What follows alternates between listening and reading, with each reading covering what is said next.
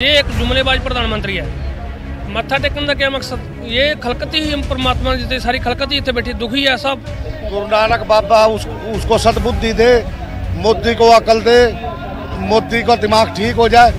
ये किसान बैठे, यहाँ बच्चे भी बैठे, बुजुर्ग भी बैठे, छोटे छोटे बच्चे भी यहाँ बैठे। कुछ इनकी तरफ देख मोदी, कुछ समझ। ये इनकी कोई श्रद्धा से नहीं गए हैं, ये बिल्कुल ड्रामाबाज प्रधानमंत्री हैं, ड्रामा करने गए हुए हैं। आज से पहले कितने ड्रामे किए इन्होंने। अब तो पूरा का पूरा कश्मीर से कन्याकुमारी तक हर कोई जागरूक और हर कोई उसका आपका चेहरा पहचान चुका है मोदी जी।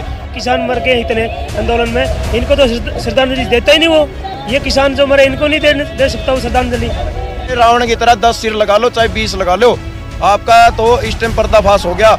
उनके लुभाने से सबको पता है ये क्या कर रहे हैं। अब लोग इनकी चालों में नहीं आने वाले हैं। इनको लग रहा है भी अभी रोटी खाएंगे गरीब के घर में जाके, तो लगता है भी पॉलिटिक्स इन लोगों को अपने साथ ले आएंगे जी, लेकिन ऐसा भी नहीं होगा। लाइव टीवी, सच सबसे आगे।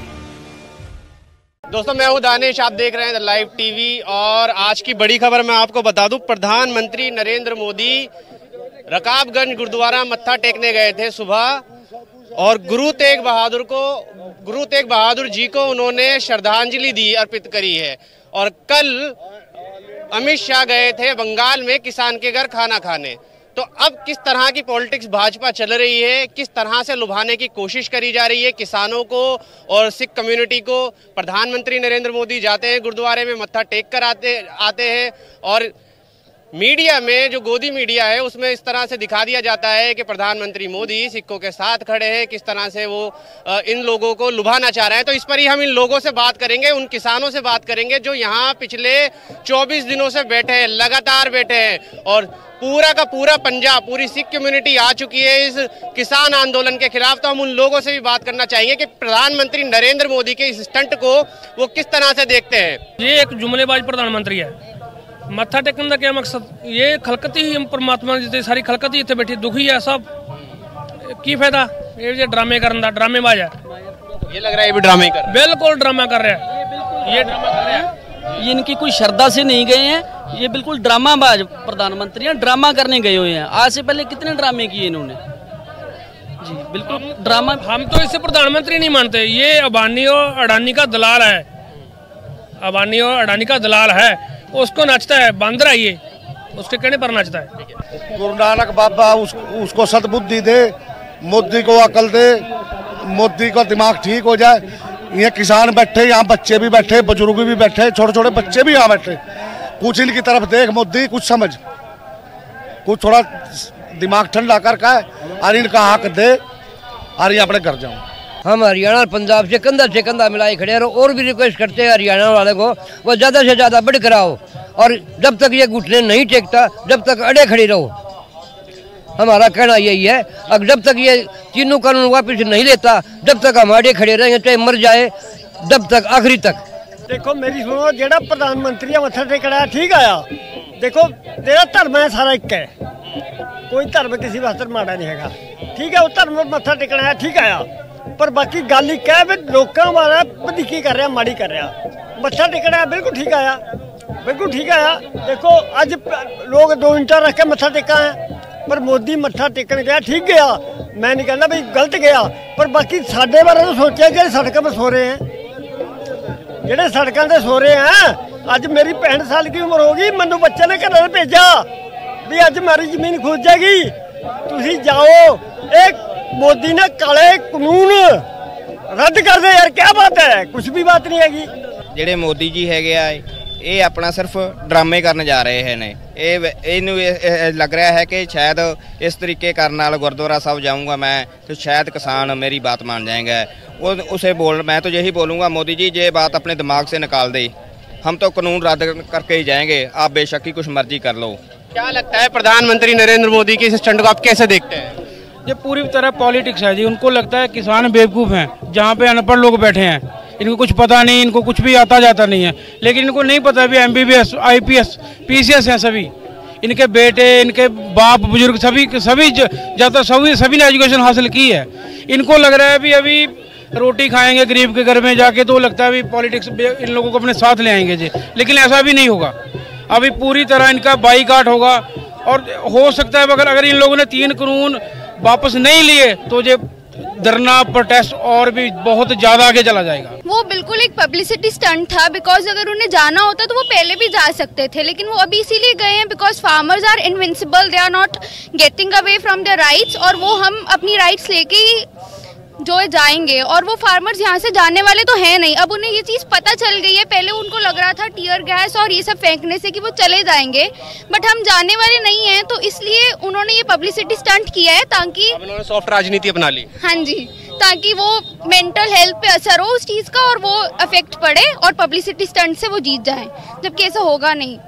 एक मैं बात और नरेंद्र मोदी से पूछना चाहता हूँ, अब इसके जो भगत लोग हैं, जब भी कोई खालसा होता है जो खालिस्तान की मांग करता है उसको ये अत्यावादी बोलना शुरू कर देते हैं, तो जब भारत में कोई हिंदुस्तान की मांग करता है तो वो अत्यावादी नहीं होता।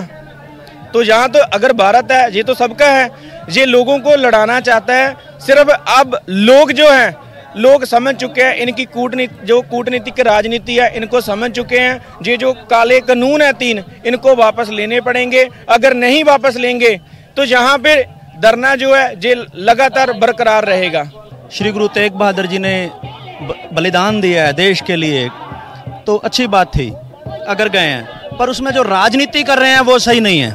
उनको ये समझ लेना चाहिए, अगर ये किसानी का जो बिल है अगर ये रद्द नहीं हुआ, आम आदमी जो अभी नहीं समझ रहा, जिनको ये लुभा रहे हैं, उनको समझ आ जानी चाहिए कि एक दिन उनको खाना इतनी मुश्किल से मिलेगा, वो बड़ी मुश्किल हो जाएगी लोगों के लिए।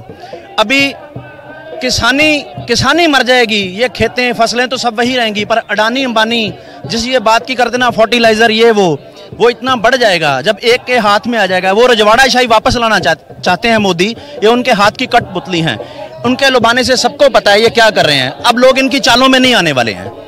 गया तो सरदा नाले दी, वो हुण देखण लग गया, पता लगन लग गया भी मैं जाके देखा उत्थे कितना क जज्बा, तां गया दी उत्थे, इसलिए गए थे भी देखा सही भी सिख की कहते ने मैनू।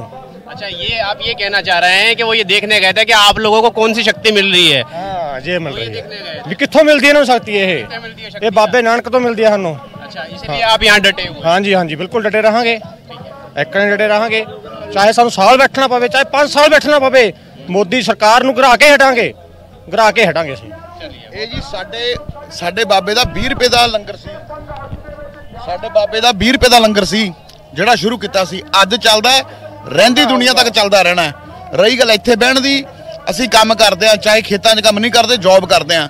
ਜਿੰਨੀ ਦੇਰ ਤੱਕ ਸਾਨੂੰ ਰੱਬ ਨੇ ਜੌਬ ਦਿੱਤੀ ਹੈ, ਅਸੀਂ ਆਪਣੇ ਭਰਾਵਾਂ ਨੂੰ ਕਿਸੇ ਚੀਜ਼ ਦੀ ਤੰਗੀ ਨਹੀਂ ਆਉਣ ਦਿੰਦੇ, ਚਾਹੇ ਫਿਰ ਸਾਨੂੰ ਕੁਝ ਵੇਚਣਾ ਪੈ ਜੇ, ਮੋਦੀ ਦੀ ਧੌਣ ਤੇ ਗੋਡਾ ਰੱਖ ਕੇ ਆਪਣੇ ਹੱਕ ਲੈ ਕੇ ਜਾਵਾਂਗੇ।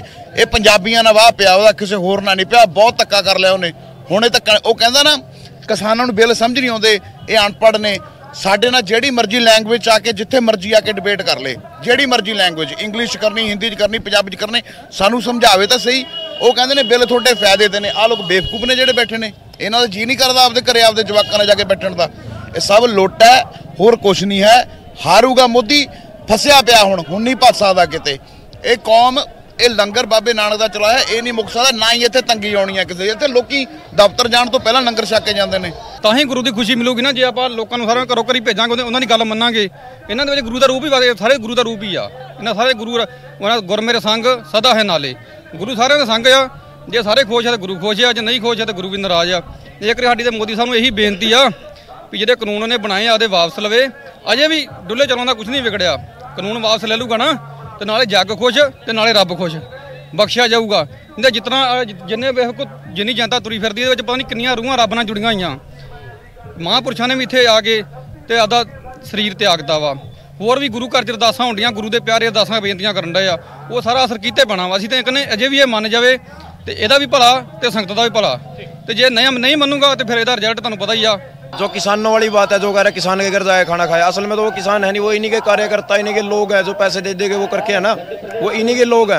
और जो ये गुरुद्वारे में मत्था टेक रहे हैं, जो नरेंद्र मोदी जाके जहाँ मत्था टेक के आ रहा है, इससे ये तो कोई पूछने वाला जो हर स्टेट में जाके कर्नाटक में कहता है कि मैं कर्नाटक का बेटा हूँ, हरियाणा में हरियाणा में बोले हरियाणा का किसान हूँ, फौज में जाया कहता है फौजियों के पास कि मैं फौजी बनना चाहता था, खिलाड़ियों के पास कहता मैं खिलाड़ी बनना चाहता था। ये तो सब ढोंग है, ये जुमलेबाजी है, इसके अब ढोंग नहीं चलेंगे। सब लोग हर वर्ग जागरूक हो चुका है। और ये अकेले ये कह रहे हरियाणा पंजाब नहीं है कि हरियाणा पंजाब आप मंदिर में मत्था टेक लोगे, गुरुद्वारे में टेक लोगे, हरियाणा पंजाब को मना लूंगा।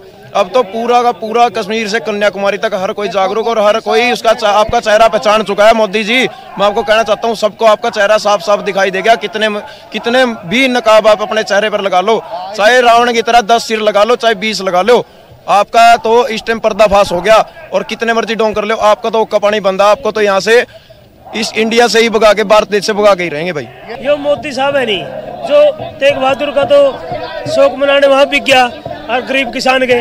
यही इतने किसान बैठे हैं और हमारे यहाँ 25-30 किसान मर लिए। इनकी तो श्रद्धांजलि देने नहीं आए हमारे बीच में। 25 किसान मर लिए हमारे, यहीं पर हमारी श्रद्धांजलि नहीं देने आएगा। वहीं पर वो वहाँ जाता है, कहीं जाता है, गरीब घर खाना खाता है। हम यही इतने बैठे हैं, हमारे बीच क्यों नहीं आया श्रद्धांजलि?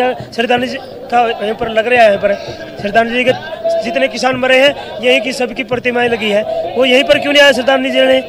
हम भी तो किसान हैं, हम भी तो गरीब हैं, हमसे तो बात करो भाई। ये किसान मर गए इतने आंदोलन में, इनको तो श्रद्धांजलि देता ही नहीं वो तो और किसी को देता अंडा है। ये किसान जो मरे, इनको नहीं दे सकता वो श्रद्धांजलि। हम तो यही मांग कर रहे हैं कि ये तीनों जो खेती कानून है वो रद्द होने चाहिए। और किसान की जो आमदन दुगनी करनी है तो किसान को तो और बहुत सारी रियायतें दी जा सकती है। खाद है जो वो उसका रेट कम किया जा सकता है, फ्री की जा सकती है। डीजल का रेट कम किया जा सकता है, डीजल फ्री दिया जा सकता है किसान को। किसान की आमदन दुगनी करनी है तो बहुत सारे और जड़े ने कई ऐसे कानून बनाए जा सकते हैं जिनसे किसान है जो आज खुदकशी कर रहा है, जो किसान मर रहा है, वो उनके लिए जड़े वो फायदेमंद होंगे। मेरी तो यही गुजारिश है कि ये कानून है जो वो तीनों रद्द होने चाहिए। ये जो नरेंद्र मोदी है आज गुरुद्वारा साहिब मत्था टेकने गया है। पहले तो हम शुक्र मनाते हैं कि वो गुरुद्वारा साहब गए हैं कि भगवान उनको मत दे और ये 3 काले कानून हैं वो वापस लें। ये एक पब्लिक के लिए एक स्टंट है, वो लोगों को गुमराह कर रहा है कि मैं भी गुरुद्वारा जाके माथा टेक के आया हूँ। वो सिर्फ और सिर्फ लोगों का जो ध्यान है वो भड़काना चाहता है। वो ये नहीं है कि वो जो इसने अथरू गैस के गोले छोड़े हैं लोगों के ऊपर, बेगुनाह लोग थे उनके ऊपर गोले छोड़े हैं, तब वो कहाँ था?